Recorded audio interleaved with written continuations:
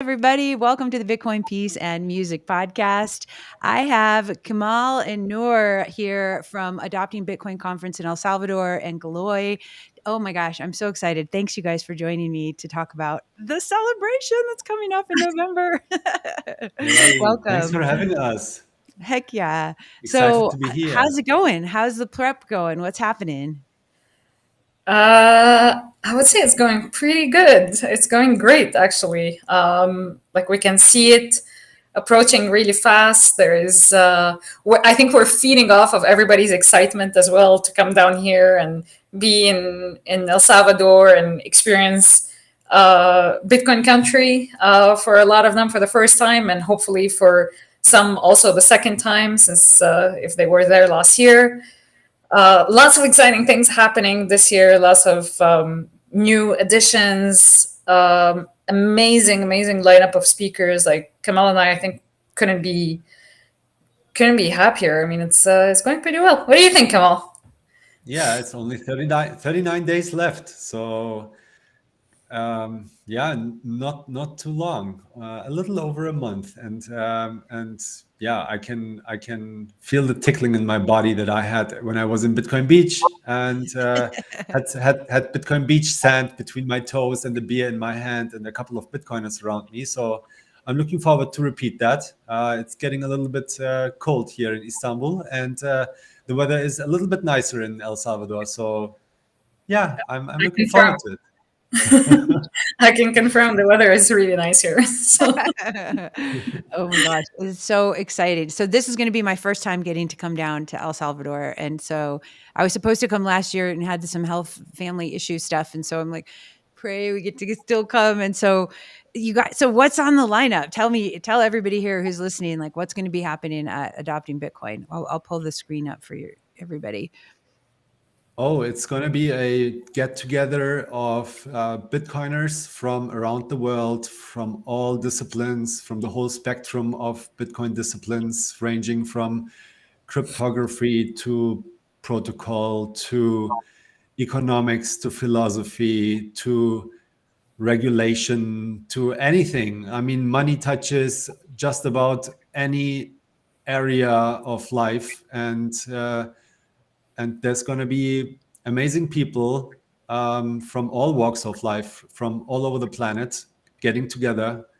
I've tried to count probably over 30 countries, and we have over 120 speakers already. It's going to be 2 tracks with economics track. It's going to be a technology track on the dev track.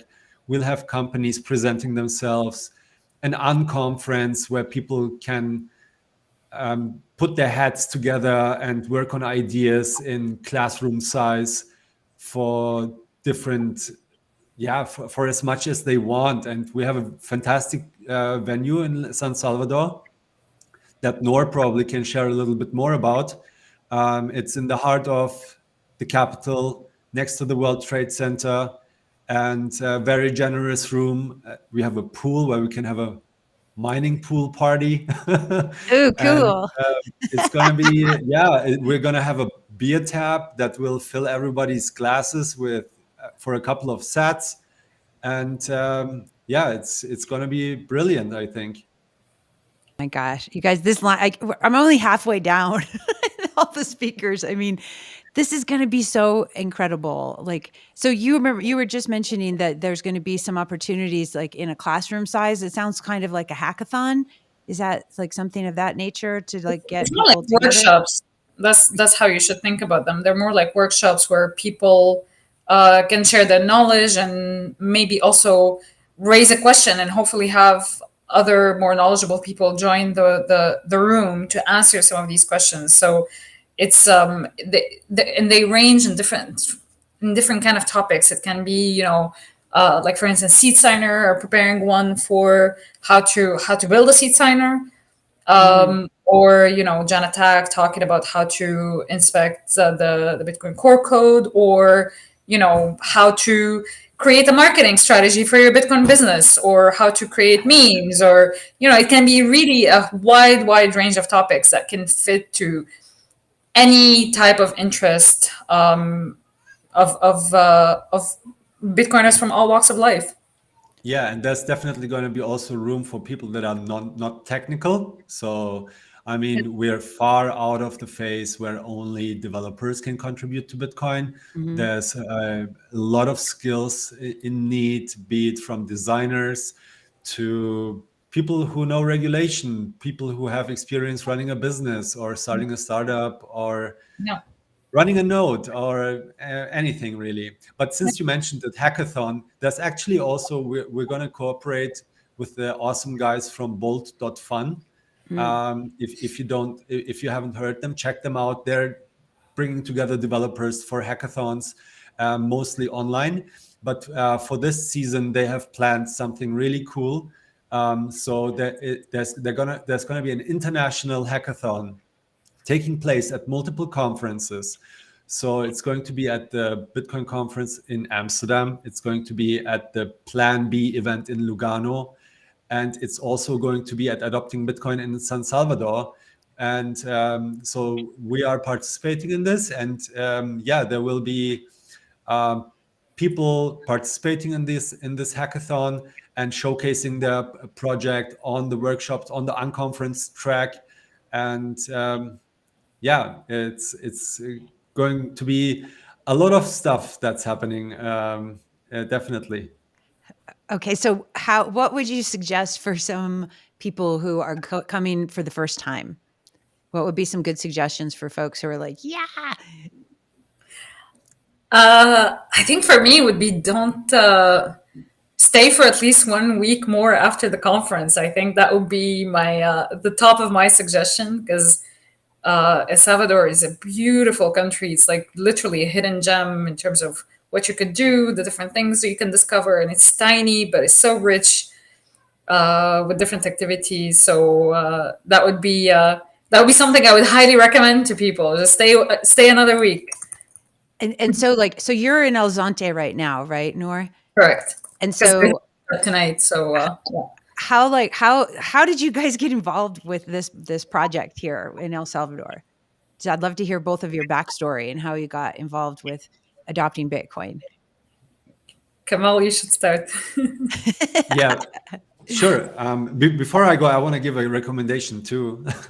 Yeah. So I think like first time visitors, they should really think plan out well what they want to participate in and where their interest lies. Because one thing I can promise them, no matter how smart they behave, they will miss something, and because there's just so much things going to be going on at the conference. And one tip, I think, the main stages will be recorded, so and the workshops, like you don't get a chance to do one of those too often. So that would be my tip. So look for the workshop stages and get together with smart Bitcoiners into a room and work on something and stop being and become active. Like Yeah. Bitcoin lives from the participation of all of us. I think Um, this is a really good point, because I think one of the companies presenting on the solution stage this year, the founders actually met at Adopting Bitcoin last year. And No so yeah, way. yeah, so that's not something you can do just watching the live streaming or the recording online. You can definitely do that later if you missed the talk, because you're definitely going to be missing talks during the event. But Mhm. like literally being surrounded by Bitcoiners from all over the world in El Salvador, it just has a different type of energy, and you kind of the connection that you can create can really change the course of what you'll be doing for the next year. So Yeah, that's such great like a great piece of advice, because a lot of people think like, "Oh, I have to go to the main stage and see the big stuff," and you're so right. Like the juiciness of any event is like connecting with other people, and then if you get to do it with, something that's, activating, and who knows, you get to meet your new business partner or your new best friend or your Bitcoin yeah, bestie, That's awesome. Well, okay, so then right straight after the conference, people have an opportunity to go to El Zonte. Is it that last night on, I think it's 17th? Is that right? correct. Yeah. Okay. And then and everything's going to be like kind of listed on the website. I know you guys we have a Telegram channel, right, for uh the conference, so people can get on that. can you guys, yeah, tell me, both of you guys. So Noor, you also are a contributor to Bitcoin Arabic, and you're Yeah. in Turkey, Kamal. So how did you guys get involved with all of this? And I'd just love to hear all the overlap. Yeah, so that was the original question. I almost forgot it. So, yeah, I think my journey with El Salvador and adopting Bitcoin started um, shortly after the announcement, when my friend Moritz Wietersheim from Spectre wallet, that you may know, fantastic desktop wallet. Everyone should check it out. They just joined the Swan Bitcoin team. Mhm. And yeah, I know him from Munich, from the Munich Bitcoin meetup. And he was one of the first Bitcoiners on the ground in El Salvador to check out after the announcement what was actually going on, because it was such a short amount of time that the Salvadorans had to actually comply with the law, you know? So it Yeah. was in August in 2021. And I did an interview with him for a German podcast called 21, where I'm occasionally participating and doing interviews. So I had him on the ground in El Salvador, and Esteban from Ibex Mercado, a Guatemalan Bitcoin company that is also doing merchant solutions and Lightning payments. And I interviewed them. Esteban is also, funny enough, he was a German speaker like I am, because I was born and raised in Germany.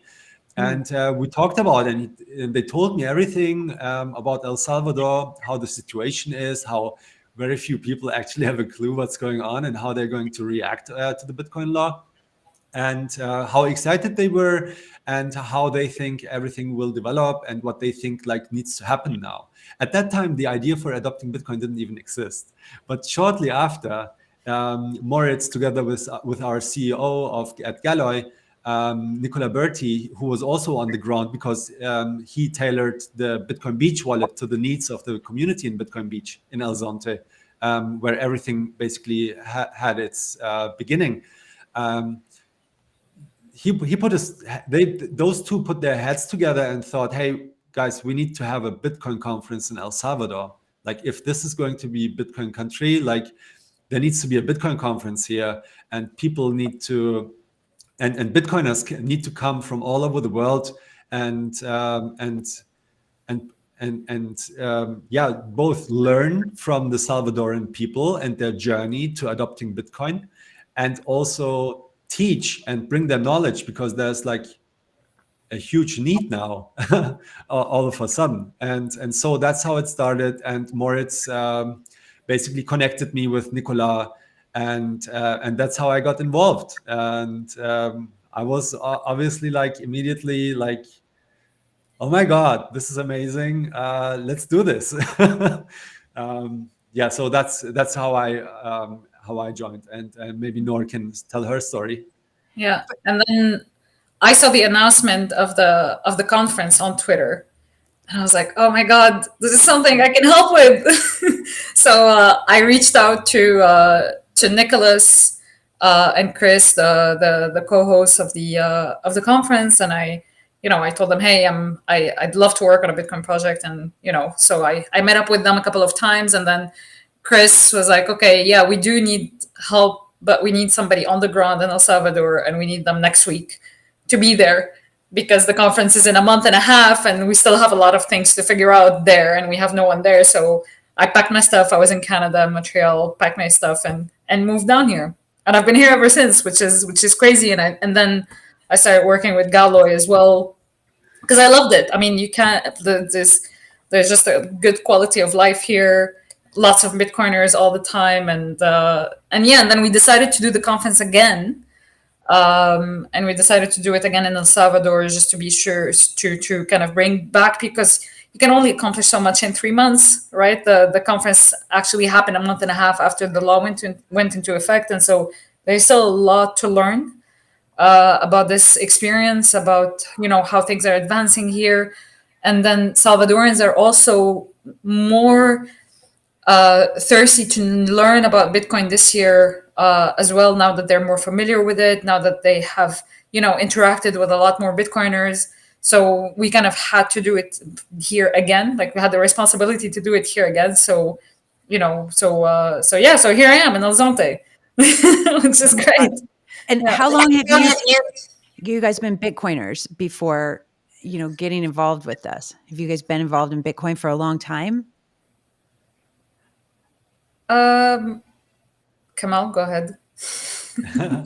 I mean, like everyone, I heard about Bitcoin early on, maybe, but it took a couple of times. Probably the Yeah. first time I heard about it was like 2013, but I didn't really look too much into it. And then a couple of touch points later, I think in 2016, I looked a little bit more into it, and then I found out about the meetup that we had in Munich, which is actually one of the oldest Bitcoin meetups since 2010. So I discovered them only in 2017, and then there was a bull run, and when the price goes up and you're already looking into it, then that incentivizes you to look a little bit more into it. And and that's how it went. And I consider myself very fortunate to have gotten into it through a rather technical community, and especially also like in Germany, we have a pretty good maker scene and awesome Bitcoiners who have been around early on. Especially a shout out to the Fulmo guys from Berlin who have been doing the Lightning Hack Days. And there was also a Lightning Hack Day in Munich, which I participated in and met all the developers and Wow. saw. Like there were like Rene Pickard was there, Matt Corallo was there were Bitcoin Core developers, Peter McCormack dropped by, Saifuddin was there, and it was just a hack space. People, like, nobody was shilling anything. Everyone was talking more about caveats, about how, instead of like how bullish they are, and how much work needs to be done and what needs to be solved and how, and disclaimers, hashtag lightning reckless. And that was basically the time I thought, man, these people are really smart and they're really dedicated. They are mission driven. They're not here for their personal gain. They actually want to fix the money, not just for themselves, but for everyone, because there is a lot to fix. And these are the people working on it. And I basically verified that Bitcoin is not just some fad, and as much as I can with my tools, and being at these events really helped me. So when the opportunity arose that I could actually contribute from my experiences and have other people see what I saw, that was like, okay, well, I have to do it. I'm in. This message needs to spread. People need to get involved, progress from just a bystander to someone who's participating, because Bitcoin has no central planning. It just lives by the contributions of all of us. And I consider myself very fortunate to now be putting this up together with Noor and having such a good feedback on it, and Bitcoin Core developers reaching out to speak, and amazing developers, and from all walks of life. I mean, we have quite a nice program, and it's not just Noor's and my contribution or Galoy's or our sponsors. I think I need to also to mention that every speaker, we're not paying any speaking fees to any of the speakers. There's also no pay to play. So everyone is coming and contributing because they believe that El Salvador is a big chance, not only for El Salvador, but also for Bitcoin and the Bitcoin ecosystem. And if we get this right, then we make a big leap towards fixing the money and fixing the world. I love it. And so all of the funds raised from the event are going to go towards education. That's correct? Absolutely. I mean, I think it's important to keep in mind that this event is not for profit, and if for us to do it again in El Salvador was to primarily help help educate the educators and help learn as well from the experience here in El Salvador to see what kind of things need to be developed, improved on, and so that's sort of why we're doing it here. And the since it is non for profit, then what other way to contribute back to El Salvador than by giving the money or whatever extra we make, whatever revenue we make, to a local educational initiative that will be able to continue the work, because you can only do so much in 3 days, right? So it is important to have that continuity, and hopefully we'll reach out this year and be able to donate significant amounts. Mhm. I love it. And so Nora, what's your background? Like, how did you get involved in Bitcoin? Like, what was your aha moment? um, for me, it was so my previous work was I used to run a. I don't know if you're familiar with the term of a startup incubator. So I started one at university, and one of the earliest companies that we helped was a Bitcoin wallet, but I had no idea what the hell these guys were talking about. I had no kind of understanding of what is Bitcoin, what the hell is a wallet, why do you need a wallet, the fuck is all this, right? And so for 3 months straight, I was listening to this guy talk about it every week, and it was bringing me more confusion than anything else. And then a few years later, I met I made another friend, and he kind of explained it to me in a very different way, and it was very like he related it to me in a very personal way as well, and then he offered to kind of show me how it works, and really like held my hand to kind of walk me through it, and it was like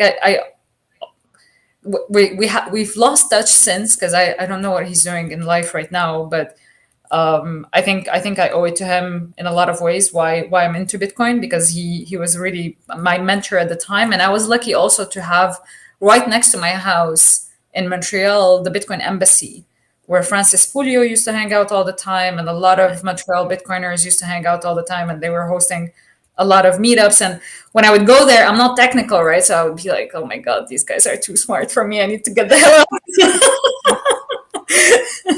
But they were always super nice, always like very, and again, like Kamal was saying, super mission driven, super knowledgeable, and there were, and it's absolutely true what Kamal was saying. I think what made me realize that this is for real is seeing their passion and how mission driven they are.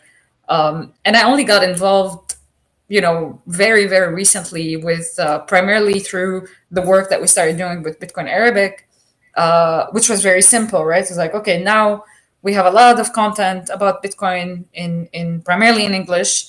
We come from a country where, or a place in the world where English is not the primary language, so we need to make that information accessible.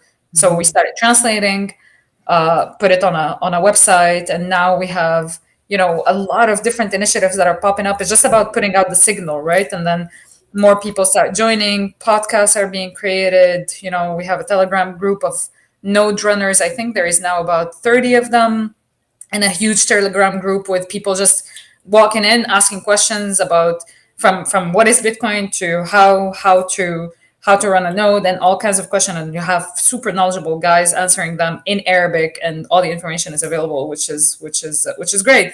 And so the reason why, and that kind of led me towards El Salvador naturally, because I was watching Bitcoin Beach, and I was like, these guys, are doing something really amazing. And that's how I found out about Lightning for the first time as well.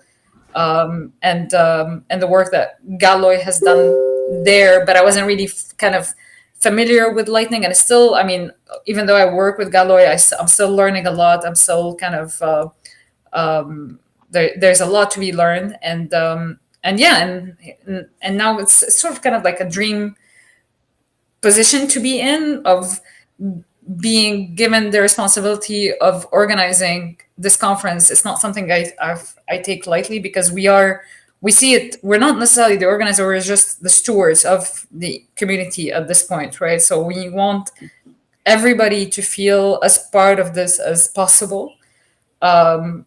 Even though we're talking about the conference, but I think really the people that need to be talked about are all the speakers that are going to be volunteering their time to be there, all the attendees that will also be helping, hopefully, a Salvadorian that is sitting next to them, that could be a university professor, or could be, a government official that is still wrapping their head around it. So this kind of mix is what's important, and we're super. I mean, yeah, I'll speak for Kamal. We're super fortunate to be doing this. Absolutely. Yeah. Yeah, you guys are definitely, well, it sounds like you're both mission driven with your hearts in the right place, and you see this as a tool for a new world, like, for the hope and the possibility that Bitcoin represents Yeah. for Yeah. everybody to participate if they choose. And that's what's, I think, so magical and what touched my heart about Bitcoin, you Yeah. know. And it's important because, in El Salvador, yeah, I mean, they've taken the right decision, but it did get Bitcoin politicized a little bit, and so having these kind of events is important to show the Salvadorians that Bitcoin doesn't care about politics. Bitcoin is Bitcoin. It will always do its own thing. So you either it's not you either. Please come and let us show you. Yeah, it's going to be great. I have so many questions for you guys. I want to, Noor, I want to circle back if you don't mind, because I think this is an important question for all of us who have conversations with new Bitcoiners or people who are not Bitcoiners yet. And you had said you had been exposed to Bitcoin a couple times, but you didn't really get it. But then your friend kind of shared with you a more personal way to understand it. Would you mind sharing what that is or was?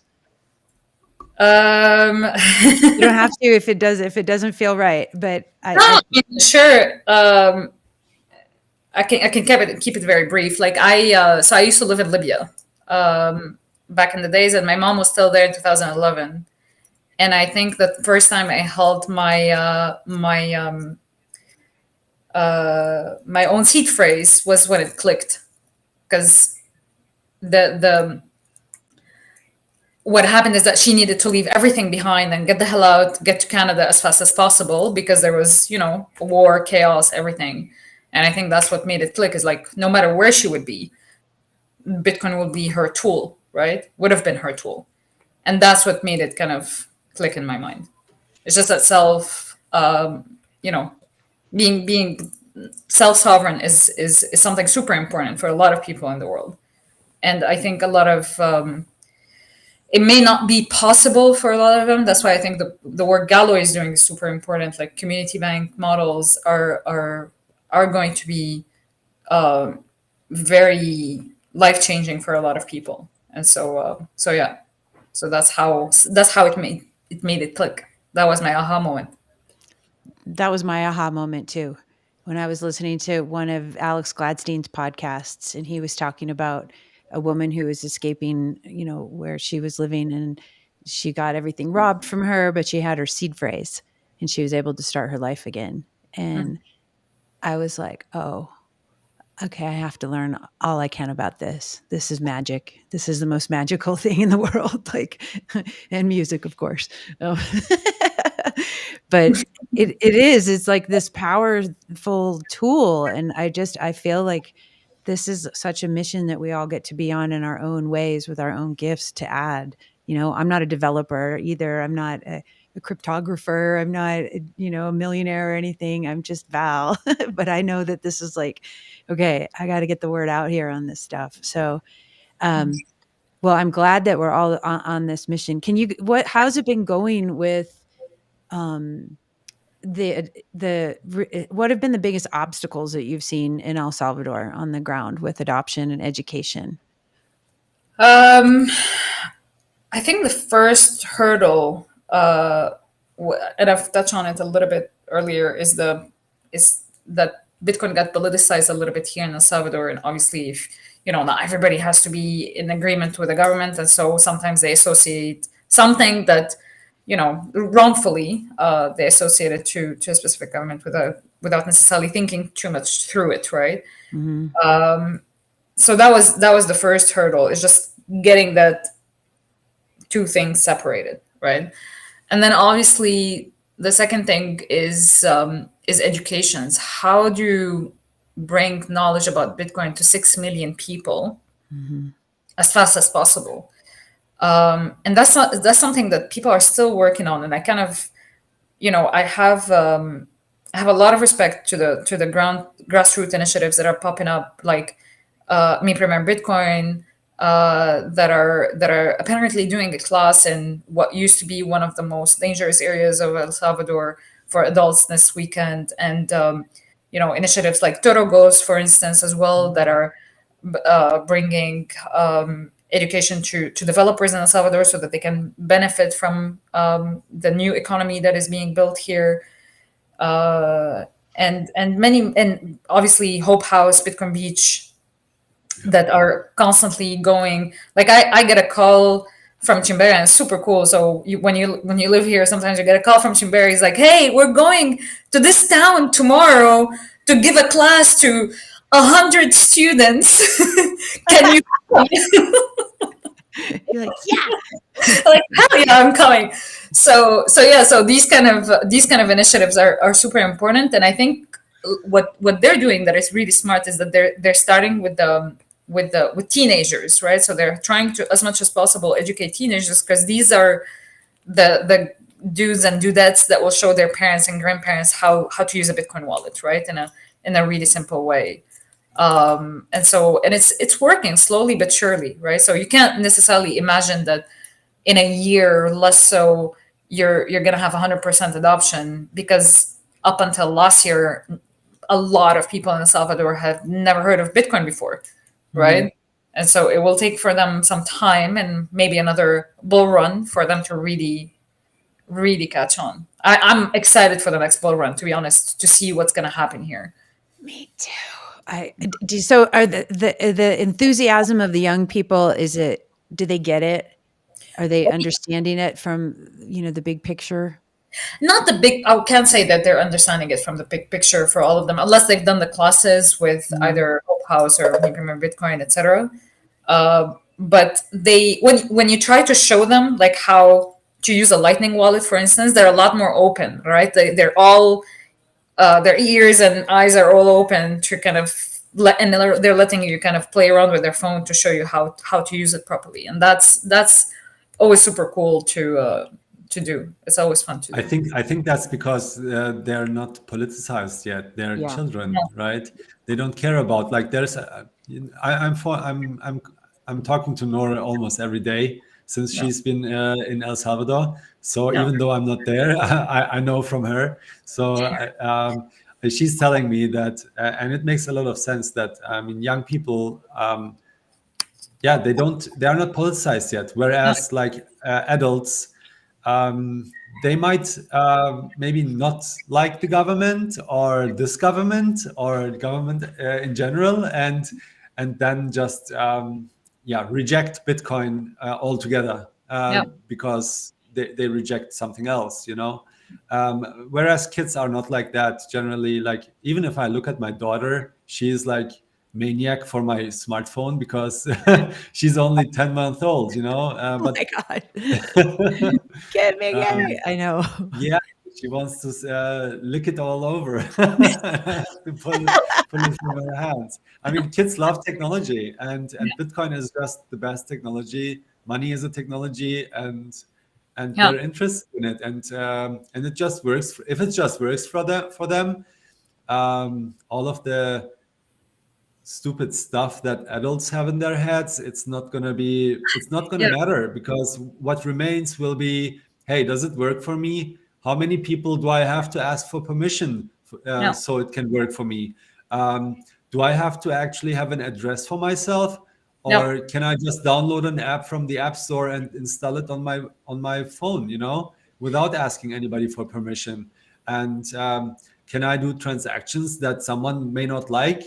Oh yeah, I can. Amazing. Bitcoin is great. Like, I don't need to know anything about it. No, nobody can tell me anything about Bitcoin that I would stop using it, because it's so useful to me. Like, this is going to be the future in El Salvador, um, 10 years from now, yeah, and they will be looking back and laughing about those people that said, I don't know, Bitcoin is the devil or whatever. Or I mean, it's also part of their history, right? So you get the young people didn't live through the dollarization. A lot of the older generation have, and they've Mm. seen their savings getting cut. Apparently, there was like chaos because they changed it for overnight, and everybody couldn't figure out the exchange rate between the old currency and the dollar, and it was just a headache for them for such a long time. And then they wake up one day and realize that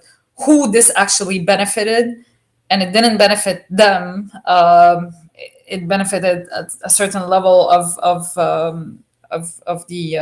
the society, and so they are very apprehensive about new currency change, right? And I think what they've done in a smart way is that they didn't necessarily slash the dollar. They introduced a new currency, even though it's mandatory to use. No one actually forces anyone to accept it. So it's very much people are on board. They're getting onboarded, or they're starting to use it because they're convinced, which is really really cool to see. I I think think that's so they've been cool.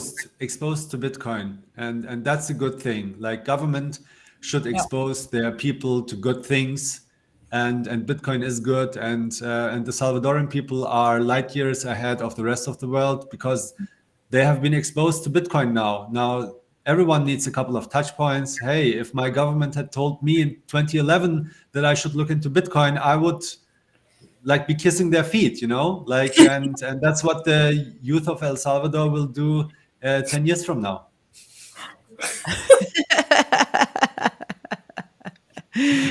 Yay, President Bukele. So I know it's kind of that thing of though, like we want to distance Bitcoin from politics, but it seems like it had to be made there in El Salvador from a political move. But now it's like, I don't know. It's like taking medicine, right? As a kid, I have two teenagers, right? You kind of got to be like, this will be for your own good. You'll thank me later, you know, kind of thing. And hopefully, I mean, I believe in Bitcoin for the world's future for sure. So I think it's definitely going to be around. How has it been? Like, what's been uh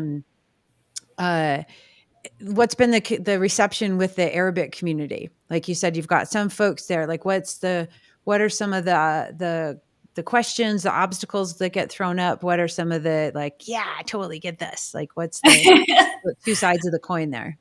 I mean, it's a good question. It's a different scenario over there because it's not there's no stability for youth there, and so there's still a lot of so I'll be perfectly honest. Sadly, the shitcoiners have a lot more money, and so oftentimes they take over a specific market and they try to take advantage of a situation where there is a big number of young people that are having a hard time finding a job, and they sell them false hopes of get rich quick schemes, right? And Mhm. so there's a lot of people that got burned through that. And so when they hear about Bitcoin, they're like, no, F this. I'm not getting involved in that again, right?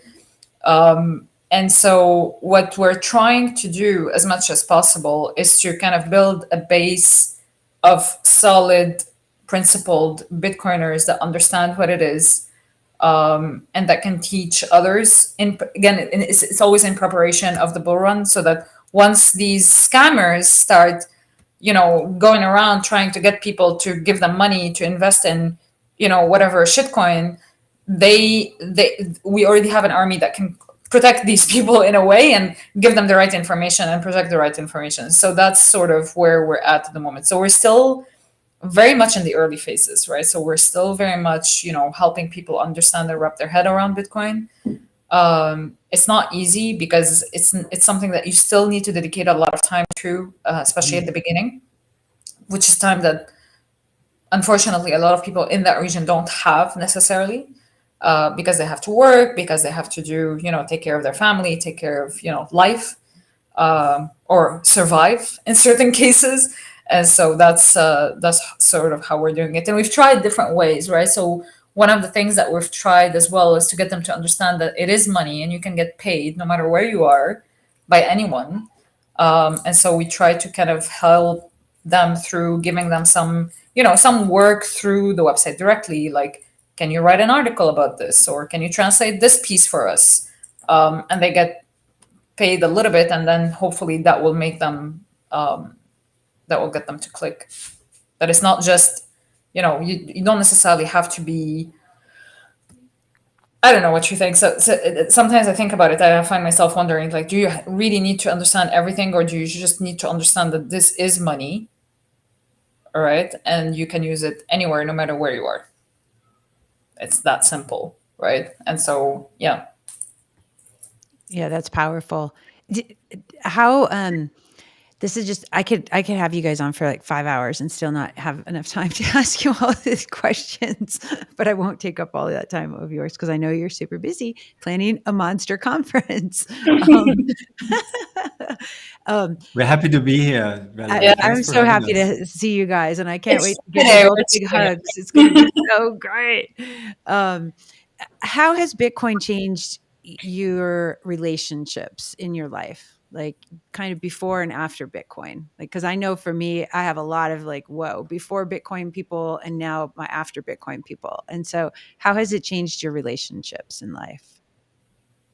I think you just said it really right. Like there is before Bitcoin, before you get Bitcoin friends, and after in a way. And it's wild, actually, if you think about it. But Bitcoin does something to people. So I've I live in Turkey, and my parents are Turkish, but I was not exposed to the inflation of the Turkish lira, Hmm. and at least not until now. Now that I moved to Istanbul, and now I'm experiencing a crazy inflationary period here again.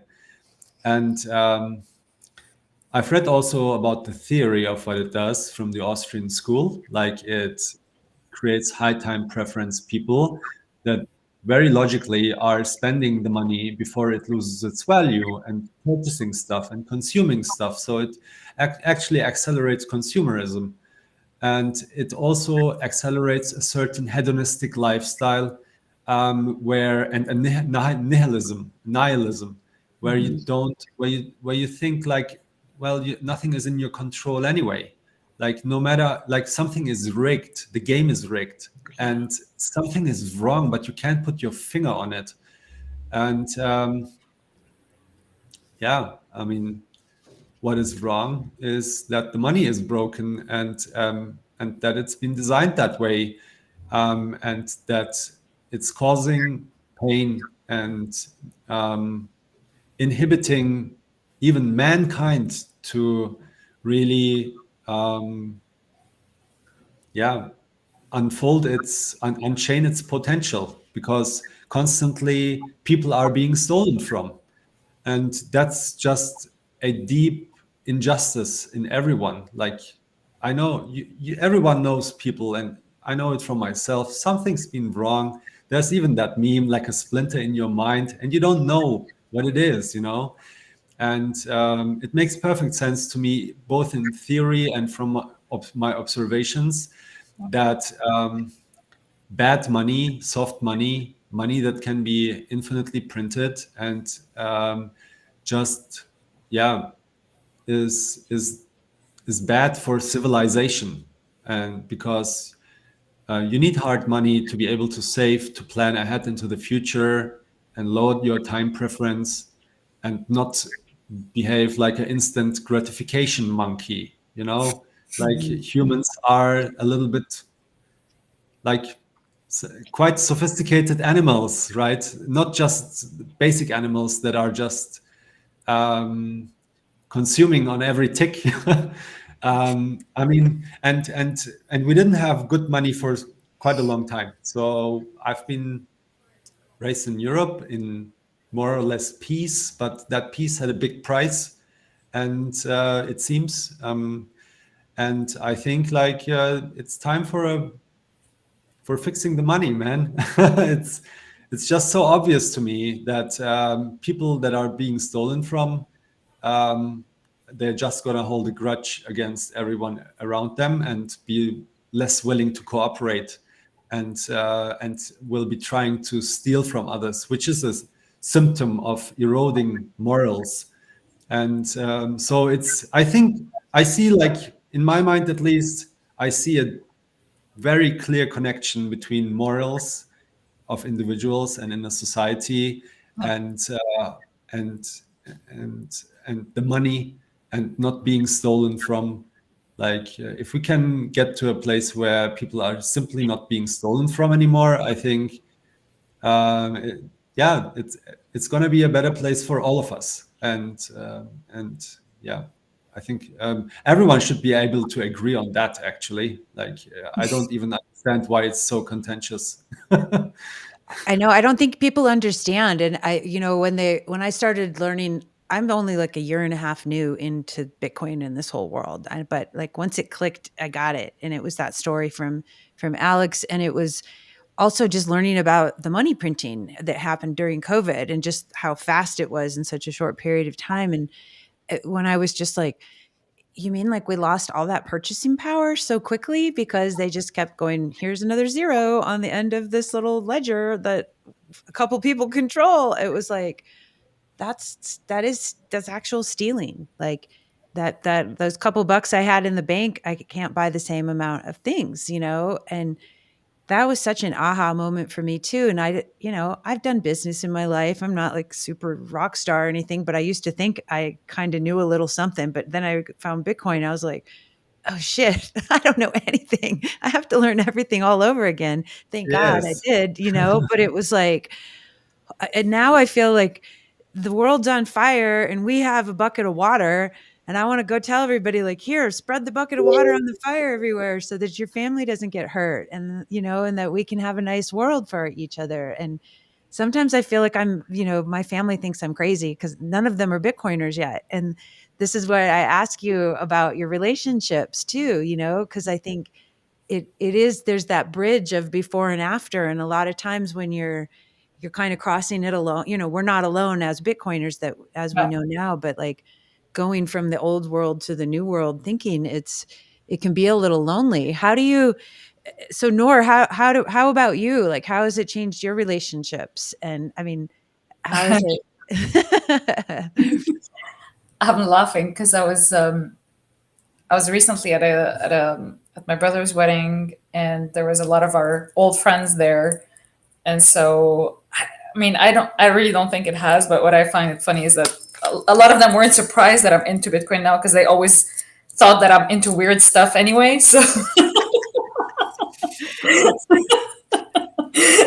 so none of them were surprised about that. They were just more curious about it. So I think that that's good. Like, for me in general, like, I think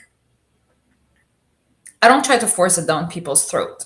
I make it known that this is important. And if they're curious to know more, then we can discuss it.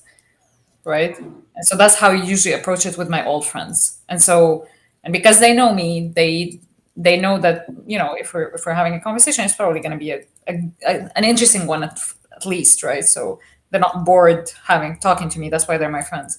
And in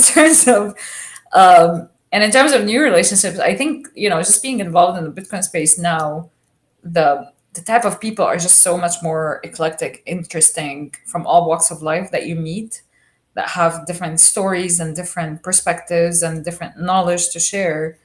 That is, and you can feel like, because they have as Kamal was saying, because most of them have a low time preference, like, you can really feel like you're building a long-term relationship with them as well. Like, this is not something that will just dissipate after the conference. Like, you can call them anytime, and this is something actually Kamal made me realize at some point. They're like, they're our friends. Stop treating them like they're some distant thing. And when I started thinking about them this way, it really did change how I relate to a lot of them. And it's it's not that much different from before, because I think a lot of it will be ultimately related to somebody's nature, but it's definitely giving me at least a different perspective about, okay, do I want to be associated to people that are just thinking about the now, or the ones that want to build a better future? And I think because we're in this space, we do want to build another future. a different, better for all of us and our and the future generation. So having that network is really important. Just yeah. Also for sanity check. For sanity check. Yay for that. But it does feel like we're all in this like rock band together, and we get to go do this project, and everybody's got their own instrument that they can play and contribute to the symphony. It's so cool to me, and everybody's invited. That's the coolest part too, right? And it does feel really, it's definitely given me a lot of hope, and No. just more faith in humanity, and I mean, I've always believed in the goodness of people and the goodness of our souls, but I also understand that, we have these like forces that are out in the world that are greedy, and they're driven by, power over and not power up, and it and they've been manipulating us for so long, with the money. Now we have social media, and you think about like how children's brains are getting, developed differently than our brains were, because they're touching the screen every second. So that dopamine's going there. So their minds are not shaping in the way where they're thinking, they are thinking instant gratification. And it's literally reshaping the way that we're developing as people. And so I think it's really important that we have a real tool that can help us think differently and not just be subject to the whims of the advertisers and the big dollars that want to, get us in that short, instant gratification mindset. So it's like it's like Star Wars, it's the dark side and the light side, and yeah, Bitcoin. So it's so cool. Yeah, so don't give your child the phone yet, Kamal. Keep the phone away from her. It's crazy. Like we thought, I have my kids are teenagers now, and my ex-husband and I were both like, oh, we're not going to give them the phone. We're going to be like, they're going to eat granola Right. all day long, whatever. I was like, cool. Dora the Explorer, go watch that.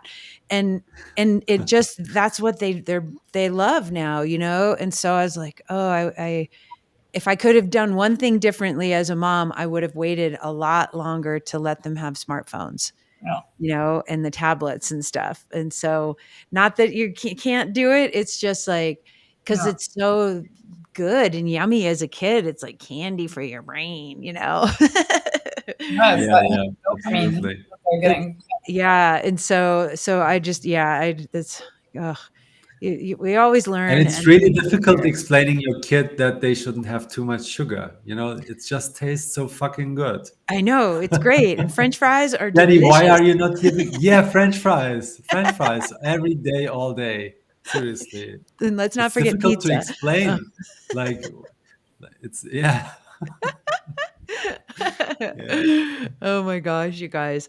Um, oh my gosh, this is so great. So, what's the deal? When am I going to see you? Are we having a party? Am I going to DJ? Are we having some celebrations? It's a celebration.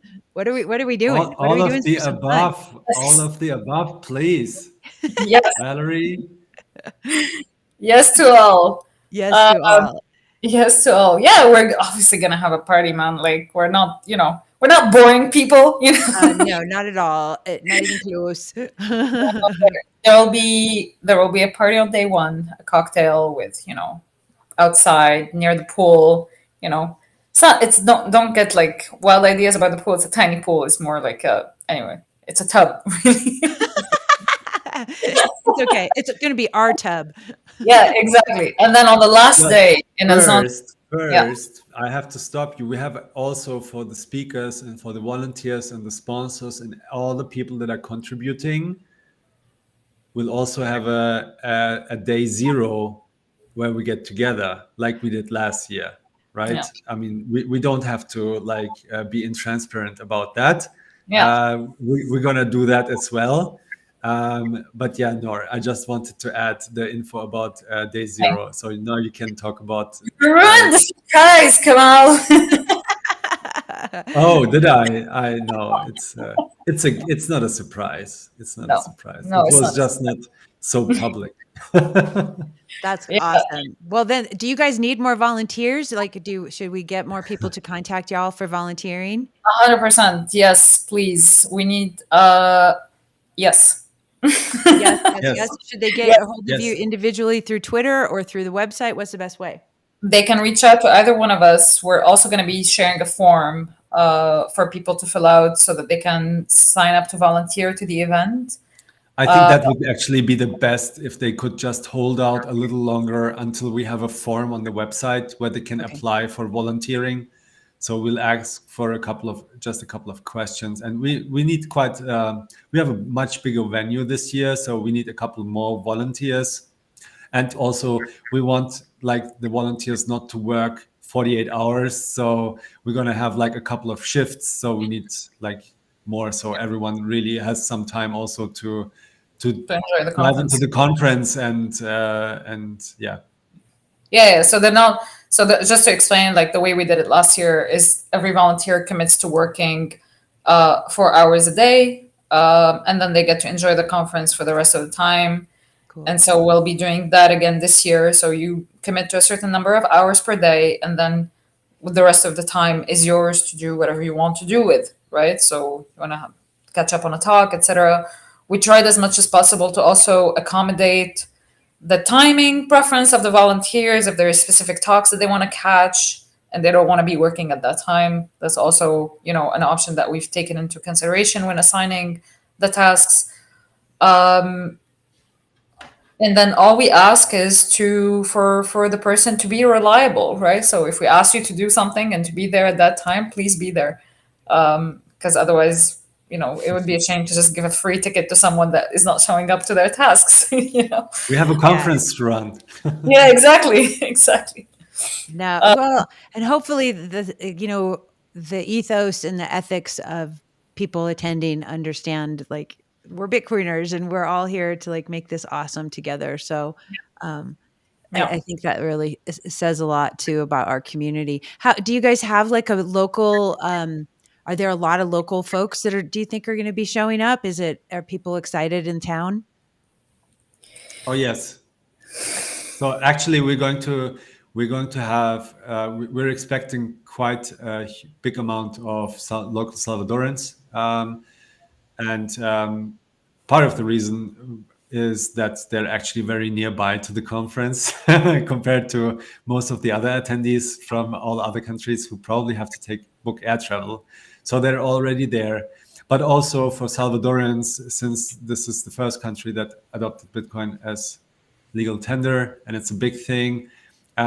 We have a preferential price for the Salvadoran people, so they can get a ticket for $21, but they have to pay with Bitcoin. There is no other currency accepted, only Bitcoin for everyone, Nice. and that's a hoop and a requirement for everyone. But I'm confident that they'll manage, and all the talks will be translated to Spanish in real time, like it was last year, this year again, and yeah. Nor, did I forget something? Um, no, I don't think you did. I love it. Awesome. And there's some other satellite things going on afterwards, right? Like there, obviously we want to invite people to stay longer in El Salvador and explore. Um, I think Lake Bitcoin, they're talking about doing some stuff in Guatemala. Did you guys hear about like that? Right. Yeah, Patrick Melder from Mhm. community leader in Bitcoin Lake is actually planning a bus trip after the conference to Panchajal and in Guatemala. And they are actually, there's a form circulating where people can sign up and say that they want to join that trip. Patrick is wants only people that have not been to Bitcoin Beach yet, because he thinks people should really go there first. So yeah, it's probably more for second timers. But that's one thing that's going on. And in advance of the conference, we also have a couple of tours, La Ruta de las Flores to Santa Ana volcano, to some Tamanique waterfalls. And so day trips only with Bitcoin travel groups that they can book with a local guide that's been vetted by our friend Jeremy, who is running Escape to El Salvador. You may know him on Twitter. Shout out to Jeremy. And yeah, you can pay those trips with Bitcoin as well, and climb up our volcano with Bitcoiners. That's so cool. And so, okay, so can people find Jeremy on the website and the tours on adoptingbitcoin.org? Will there be Yeah, a link to that? Jeremy is a speaker at Adopting Bitcoin, and if you go to his profile on the webpage, then there will be a link to Escape to El Salvador, his webpage, and the tours are on there. Yeah, we'll be updating the FAQs as well, so that they're there very soon. Okay, cool. And so Cafe Racer's asking, are you guys going to have YouTube coverage? Is it going to be live streamed? Yes. Yeah. Yes. So the both main stages are live streamed. The econ and dev stage tracks, they're live streamed. Yes. Okay, cool. Good Yeah, question. and we're working together with some nice solutions, and not yet to be announced because we have to work out the details. But yeah, there's going to be a live stream of the main stages, and we're trying to obviously they will be recorded as well, and we'll also record the solution stage. Basically, we're trying to record as much as possible, but one thing is not going to happen: the workshops won't be recorded. So the smart thing to do is, as I said in the beginning, to get into the workshops, into focus sessions, what you really care about, maybe where you have holes in your Bitcoin game, in your understanding. Maybe you don't know how to run a node, a Raspberry Blitz yet, or you don't know how to I don't know, swap out a channel with I don't know, something like that. Like my recommendation is to go after these because all of the rest you'll be able to watch from the comfort of your home anyway. I love it. That's a great tips. Oh, this is so great. So, my brain just lost its thought. No, it It's didn't. I okay. got it. It came back. I'm really old, so it happens sometimes. They just fly away and then come back. What do you guys think? Like when I was in Miami this last, I think it was April for the conference, there was a ladies brunch. And so it was kind of just like a nice chill time for like the Bitcoin ladies to get together. And because there's not as many of us, it seems like, as the gentlemen. And obviously Bitcoin is for everyone, we know. But what do you guys think about, can we host a little, like, I don't know, ladies breakfast or something the day before, after, or I don't know. I can help organize that, Noor, if you'd like. Please, if you Help. want to do that, go ahead. You're like, you do it. Off with your head. Off with your sunshine. Go ahead. What I mean is that you're Go. I don't have any idea of. I mean, there is. We do have quite a few lady speakers. Well, maybe just if we can talk offline, but maybe if you guys can just give me a suggestion for maybe a little restaurant or a cafe or something that we could do something at, then I can just put together like a little mini thing. So, Sure. Yeah, that would be great. But I get it. I wasn't expecting you to organize it.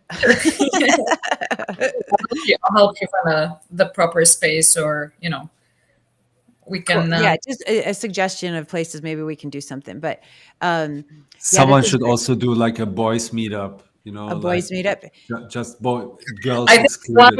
while the breakfast is happening, the conference will turn eventually into a boys meetup anyway. I know, right? I wouldn't Yeah, be we're so we're sure. automatically giving it to you by us leaving, doing our thing for a minute. Oh my gosh. I know when my ex-husband and I, we used to we had another couple and they had the same age kids, and we'd have like, okay, the dads would go take the kids and the moms would have, mom's time, and then vice versa, we would switch. And so it was always, I mean, we would do all stuff together. So it You was know, always nice to, what would be cool, what would also be cool to have is a kids date, a play date oh my for gosh. all the Bitcoiners coming with their kids, because there's quite a few. It could be awesome to do something around that. I wonder who might be, I'm just thinking, I'll look at the list again because I know, like, yeah. That would be cool. It's just a matter of who's going to manage that. As maybe, what about your friend Jeremy? Could he go take the kids on like a little adventure while the parents are doing the conference or something? Let's. I don't know if Jeremy. I don't know if I would trust my kid with Jeremy. I'm just. You're like, maybe someone else. I'm kidding. He's got a wonderful son. I haven't met his son actually, but he seems to have a pretty decent handle on his own son. So, Right but on. they, yeah, let's brainstorm, Valerie. Okay. Yeah, we'll brainstorm offline. It'll be fun. And so, okay, you guys, any last things that you want to share with everybody here about the conference or yourself or Bitcoin or love, life, freedom? Woo! I think I want to send out a shout out to my 21 colleagues at Galoy. Well, 20, Noor is here. It's really Yay! great working with all of you together. And also to our sponsors, and especially to Bitfinex, who is our main sponsor this year. So thanks, guys. Really cool Bitcoiners. They are very mission driven as well, like us, and they understood what we're doing, and they joined this conference as our partners. So we're very stoked about that, because without them and all of the other sponsors, this wouldn't be possible. So yeah, thanks a lot. Love it. That's great, you guys. Well, thank you so much. And I cannot wait to see you two in person. And I really, really appreciate you taking so much time to chat. And if there's anything else I can do, obviously, I'm kind of small potatoes. I'm not Peter McCormick, but I'm happy to obviously share and put everything out as much as possible. And I really appreciate the opportunity to speak with you and meet you and participate in the conference. It really touches my heart. So thank you so much, Noor and Kemal. It's really, really great to meet you. It Same was a here. pleasure to meet you. Thanks, Awesome. thanks a lot, and see you in El Salvador and Bitcoin Beach. Yay, it's going to be so great. All right, everybody, thanks again for tuning in to the Bitcoin Peace and Music podcast. I'm your host, DJ Valerie B. Love. And until next time, peace, love, and aloha. Thanks, Kemal. Thanks, Noor. Woohoo.